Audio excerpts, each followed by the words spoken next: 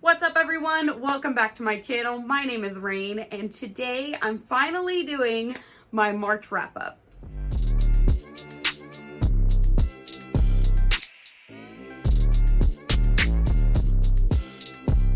So I'm sorry if you hear a bit of dog whining in the background. It's currently raining here in Southern California and my dogs hate it because they can't go outside, so they cry a lot when they're inside.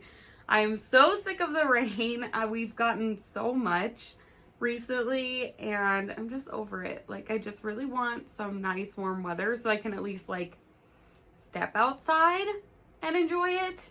But yeah, there's really nothing I could do about it. I mean, I guess I should be happy that we're not in a drought, but I live in the high desert and yeah, the rain causes like a bit of like a mud issue, and then you get like these trenches in your driveway, and you guys don't care, but there you go. That's why I hate the rain. So I read 7 books in the month of March, and I DNF'd one book. Unfortunately, it'll be my first DNF of the year. So let's just jump right into the books. The first book that I ended up finishing in March was The Crucible by Arthur Miller. This is actually a playwright. It is mostly fact, and Arthur Miller kind of plays around with the characters, their ages, and just kind of dramatizes the story. So it is fictionalized, but it's mainly pretty factual. He talks about it in the introduction. I thought this introduction was very fascinating. I ended up really enjoying this. I read this back in high school and I liked it then. So I thought I would pick it up again because it's been quite a while and I really, really liked it. If you don't know, this is basically a story that is set in Salem, Massachusetts during the Salem witch trials. These young girls start to fall ill and no one really knows why. They're like basically just like bedridden out of nowhere. People in the town start to believe that it's the work of the devil and possibly there are some witches among them, and they start pointing fingers at different women in the town, people that they've had previous disputes with, and things just really get out of hand. So this is just such an interesting story, and if you're interested in the Salem witch trials and such, I highly recommend it. I would just really love to see this play in action. The next book I ended up finishing in March was Hell House by Richard Matheson. It's kind of the quintessential horror novel. Everyone's pretty much read it. Everyone has different opinions about it. The reviews are very polarizing. So basically, this story follows Dr. Barrett, who is hired by this rich dying man to go to this house and see if it's actually haunted or not. And he brings along with him 2 mediums and his wife, who basically is just kind of there for like moral support. This wasn't really that scary to me. And it made me really uncomfortable a lot of the times. There's a lot of sexual violence, that a lot of it was only aimed towards the female characters, which was pretty off-putting to me. It was kind of frustrating. I felt like a lot of the creepier scenes were kind of downplayed once Dr. Barrett was kind of basically just writing them off as nothing. And then you're just like, okay, well, I guess it's like, wasn't really that scary. There were some scenes where they're doing these like sittings, basically where one of the mediums is kind of like strapped down and she's like communicating with spirits in the house, and those scenes were actually pretty creepy. I found myself reading this very fast. A lot did happen, so there wasn't really any downtime. I did appreciate that, but the ending was really frustrating to me, and I just didn't really see the hype about this. Just didn't get as much enjoyment out of this one as I think most people did, and I had to give it 2.5 stars. So, I mean, you could pick it up and see how you feel about it. I know that some people actually really love this one. For me, it just missed the mark, and it was a pretty big letdown. The next book I ended up finishing in March was All the Ugly and Wonderful Things by Bryn Greenwood. I also read this as part of the Backlist Readathon, and I had a really hard time rating this one. So this book is pretty problematic. It follows a relationship between a grown man and a very young girl who's about like 13, and it's really hard to decipher how I feel about it because the story is just so intriguing and compelling. It just really sucks you in and you just can't stop reading it. You can't stop. My friend Jamie compares this book to a train wreck. She says that it is like so hard to read, but you want to keep reading and you can't look away. And basically that's how I felt reading this as well. It's a story that makes you feel just disgusted and uncomfortable in so many ways, and yet you can't put it down. I didn't know what to rate this because on one hand, I'm really grossed out and just offended by what's in this book, but the writing was just so well done, and I don't think that I would feel good about giving this a low rating with the writing being so wonderful. I think that to be able to pass off a book with content like this, you have to have amazing writing, and I have to commend this author for that reason. I don't think by any means what's in here is okay, but I do appreciate the art that is this book, and I feel like if you're someone that can go into it with an open mind and take it for what it is, you could get enjoyment out of this.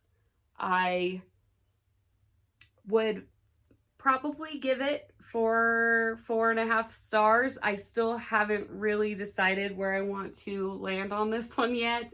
It's such a hard book to rate, and I know other people feel the same way as me about it. I'm just kind of teetering on both of those, so maybe after I finally finish this video I can sit and really think about it, but I've basically thought about it for weeks now and I can't decide how I want to rate it yet.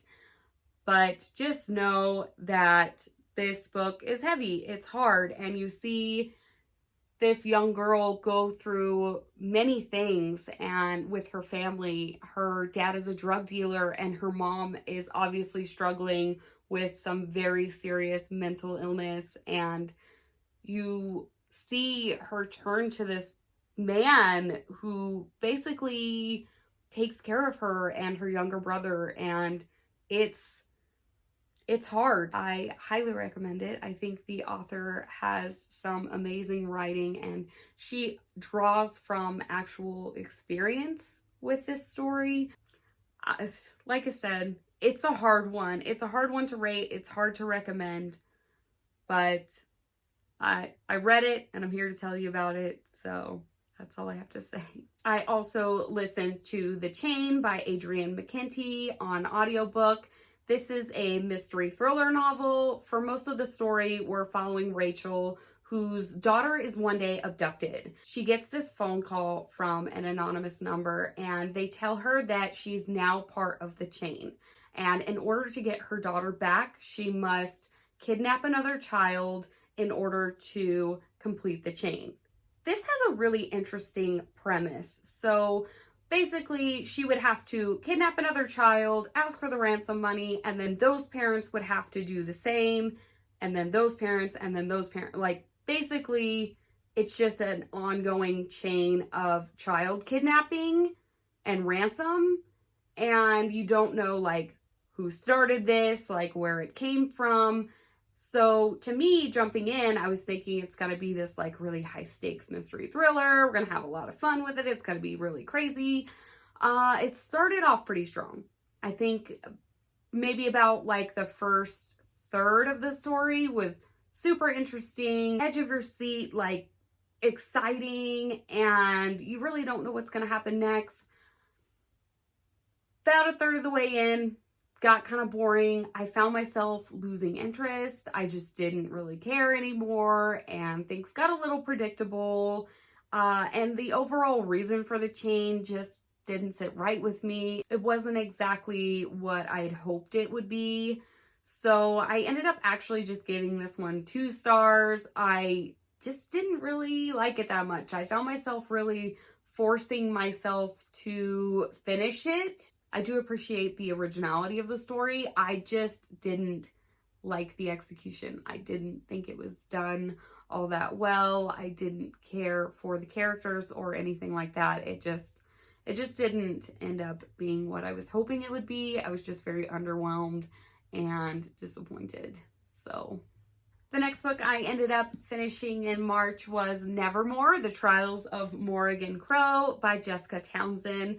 This is a middle grade novel where we're following Morrigan Crow, who's born on the unluckiest day to be born. And then one day she is whisked away to Nevermore by this man named Jupiter North. And he has her compete in these trials so that she can become part of the Wondrous Society and go to this elite magical school. It's so fun and magical, and I love every second of it.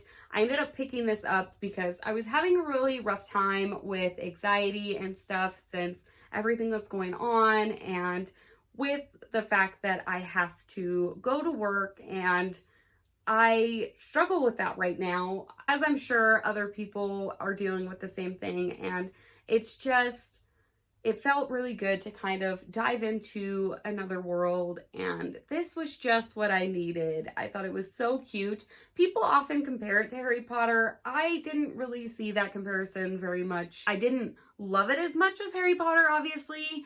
I don't think that I was as connected to the other characters in the story. I thought that some of the characters in here were a lot of fun. I did enjoy the Magnificat, which is like this giant cat. There's all these really fun, quirky characters, but I'm excited to dive into this world a little more and get to know these characters more and possibly really feel for them. I would definitely recommend this if you are into middle grade. I think it's probably one of the best out there that I've read recently. If you want a feel-good middle grade, I highly recommend. I ended up giving this one 4 stars. Now on to my DNF of this month. I DNF'd Practical Magic by Alice Hoffman. I got about 120 pages in before I decided that it just wasn't what I was hoping it was going to be. I have obviously, like I talked about last time, I have watched the film adaptation several times and I love the film, but the book is a very different thing. And I'm sure people will tell you that, and people had told me that, but I went ahead and read it anyway, not listening to anyone. And here I am DNFing it because it just wasn't the same. The characters just aren't the same to me. I didn't feel any connection towards anyone in this book. The aunts that basically raise the 2 sisters are pretty much non-existent in the book. And for me, they're like the best part of the movie. So I was very disappointed by that. Like I said, it's just the magic is kind of downplayed in the book. And it was just kind of mundane and slow. It really didn't do anything for me. So I got about 120 pages in, and I was thinking about maybe finishing it anyway because I think I had like another 160 pages to go, and I just couldn't do it. I couldn't do it. I felt like if I forced myself to keep reading it that I would end up in a slump, and I really didn't want to do that. So I just decided to put it down, and I will probably never pick it up. I will just live in my happy world of the film being the only thing existing. I was just super disappointed by it. I thought that the Rules of Magic, which is actually the prequel to this, it's supposed to be a prequel to the book, but to me it feels more like it's a prequel to the movie because it's mostly about the aunts and, you know, their childhood and such. I thought Rules of Magic was way better. So if you want to read Rules of Magic, go ahead and read that. That one's a good one. And the magic is more present in that than it is in Practical Magic. Practical Magic just didn't do it for me. I'm not going to swear off Alice Hoffman. I have heard that her book Faithful is really good. So I might end up picking that one up, but I just wasn't a fan of this one. So sadly, I had to DNF it, and I won't be rating it because I just don't feel right rating my DNFs. If you were at all curious about this one because you've watched the movie too, I have to say, just leave it at that. Just don't even try it. Next book I ended up finishing in March was Docile by K.M. Sparra. This was my buddy read with Marcy and Melly Reads on Instagram, and I loved it. It was so good. The book was really heavy, obviously. I did have to set it down for about a week. I ended up picking up Nevermore and reading that because, like I said, my anxiety was just really high during the month of March, and I was really having a tough time getting through this because of the content, not because of the writing, not because I was bored. It was very much an interesting and intriguing story, and the writing was just so well done for it being a debut. I thought that it was just amazing. The character arcs here are done just so fantastically. If you haven't watched my other previous like 3 or 4 videos, this story basically follows Alex and Elijah. Elijah has about $3 million in family debt. And in this society, you can sell yourself off as a slave to pay off these debts. So that's what Elijah does. So Alex ends up buying off Elijah's debt. He ends up becoming his patron, which is basically the person that owns him. And he can do whatever it is that he wants to do with him, basically. And that means he uses him for sex. These scenes are very much detailed, and they're told from both perspectives. Really uncomfortable reading it. Obviously, there are a lot of trigger warnings in this story. Most dociles end up taking the drug Docilene, which basically makes you like zombified, kind of. Like, it puts you in this like catatonic state where you can suffer through whatever you have to go through as a slave, and then once you're off the drug, you basically return to normal and forget everything that happened to you. Elijah's mother had previously been a docile for many, many years, and she has after effects of the drug. She basically is still a docile. Because of this, Elijah doesn't want to take Docilene, and Alex, he is the CEO of the company that makes it, and he's like, what, you don't want to take it? But that is their right as dociles to decide whether or not they want to take this drug. So Alex is like, okay, fine, I will have to just break you down as a person. And that's basically what happens. He breaks Elijah down as a person, and it is the hardest thing to see happen. It's really fantastic. It's just written so well. And I think a lot of people are kind of throwing this out there as this like gay BDSM type book. And to me, it's really not that. To me, it's so much more. It has a lot to say. And a lot of this towards the end becomes kind of like this courtroom drama, which I really enjoyed. I actually personally love like courtroom settings in my books, so if you are into that, I would highly recommend this for you. I just thought it was so inventive and unlike anything that I've ever read before, so I had to give it 4.5 stars. And I think that if you like character driven stories, you would enjoy this, so try it out. The last book I ended up finishing in March was Piper by Jay Asher and Jessica Freeberg. This is a graphic novel. It has some very pretty art in it, some very colorful art. I liked the art style a lot. It's basically a Pied Piper retelling. We're following Maggie, and Maggie is deaf, and because she's deaf, she's kind of like ostracized by her community. And she one day meets this man, Piper. He shows up in town to basically rid the town of these rats that are kind of invading the place. And he says that he can get rid of them with his music, like by, using his Pied Piper skills or whatever. The town gives in and they allow him to do this. But there's also a dark side to him, and Maggie isn't sure how she should feel about him. So basically, this one was interesting in that it's kind of a dark retelling, I think. I don't know if the Pied Piper story is actually this dark, how it was done in this book. Not so great. I felt lost in the story a lot. Like, not like lost in the story like I was enjoying it, but like I felt lost. Like I didn't know what was happening. There were parts like where I would get to the next page and then like it'd be a completely different scene and I'm like, did I miss something? Did I skip a page? I couldn't really get into it because I wasn't even sure what was actually happening in this. Ending was kind of cool, but then also I wasn't sure if I actually got it. So I don't know. Like there are some things I do appreciate about it. I do appreciate the fact that we have a deaf character, but at the same time, there are some scenes where people are turned away from her and she reads their lips somehow. And I'm like, that's not really how lip reading works, I think. So I don't know. I don't know how I feel about it. I want to give it like 3 stars just because the artwork is so pretty. And I do like the fact that it's a dark retelling. But as far as the story, I don't think it was that well done. So yeah, I'm going to give it 3. Try it out if you want to. I got it off of Book Outlet for like $2. So it's not like I spent a ton of money on it. If you've been curious about it or if you do have this one, go ahead and pick it up and see how you feel about it. But yeah, I would like to see what others have to say about it as well because I'm not sure that I liked it that much.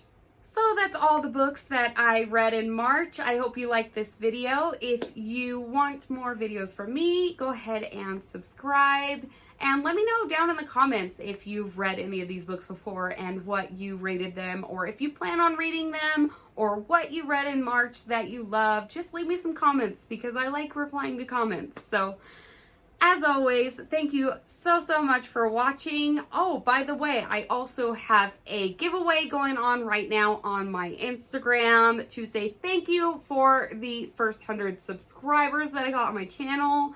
It's just so much easier to do a giveaway on Instagram. That's why it's there and not here. But yes, please go and enter in my giveaway. You can win 1 book of your choice from either Book Depository or Amazon, up to $20. Go check it out. All of the details are on my Instagram. Share it with your friends. And thank you guys so much for watching and subscribing. I cannot say that enough. Thank you, and I will see you in the next one. Bye.